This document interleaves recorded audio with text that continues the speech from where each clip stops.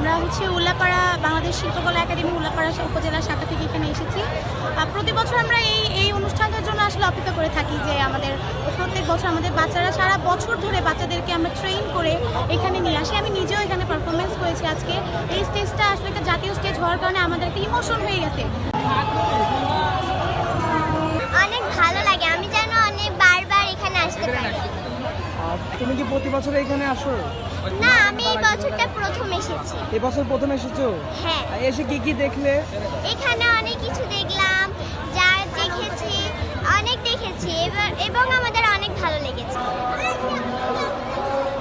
তো আসলে দেখেন কত লোকের সমাগম, এটা আমাদের শাহাদাতপুরে একদম প্রাণের উৎসব, গানের উৎসব।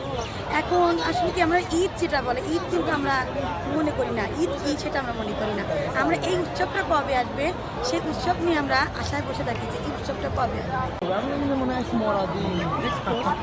প্রথমে তো রবীন্দ্রকে জানতে হবে, তার রচনাবলী জানতে হবে। একদম প্রথম থেকেই শিশুকাল থেকেই রবীন্দ্রনাথকে কিন্তু আমরা জানবো। আমরা জানি, আমরা যেখানে দাঁড়িয়ে রয়েছি সেখানে তাল গাছ রয়েছে, তার যে ছোট্ট একটি কবিতা শুরু হয়েছিল, হ্যাঁ, সেই কী বলে, আমাদের ছোট নদী চলে বাঁকে বাঁকে, বৈশাখ মাঝে তার হাঁটু জল থাকে, সেটা কিন্তু এই কাছারি বাড়ি থেকে, তখন তো হয়তো পূর্বে কিছু ছিল না। আজকে দ্বিতীয় দিনে আমরা এখানে দেখতে পাচ্ছি অনেক দর্শনার্থী। প্রথম দিনের তুলনায় আজকে তুলনামূলক অনেক বেশি দেখা যাচ্ছে।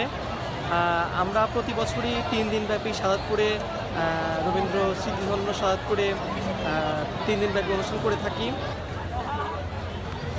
প্রতিবার আমরা সাংস্কৃতিক কর্মীরা সবসময় ব্যস্ত থাকি কাজের জন্য। এবার প্রোগ্রামটা সুন্দরভাবে সাজানো হয়েছে।